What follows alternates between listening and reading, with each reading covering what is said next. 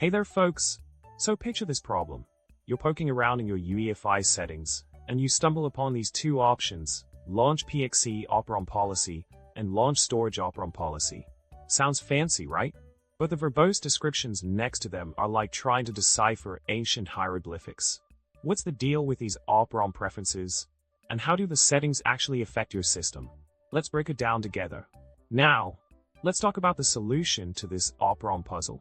OpROM policies are essentially fancy terms for deciding whether your BIOSUEFI should run option ROMs or not. Option ROMs are like many software pieces that help the BIOSUEFI communicate with specific hardware components, like RAID cards or network adapters. For instance, if you're not in a network booting, you can set Launch PXE OpROM Policy to Do Not Launch.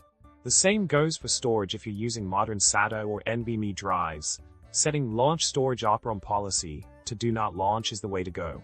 In summary, OpROM preferences are all about controlling whether your BIOSUEFI executes option ROMs or not. By tweaking these settings, you can customize how your system interacts with different hardware components. And there you have it, folks. Hopefully, this breakdown has shed some light on those perplexing OpROM settings.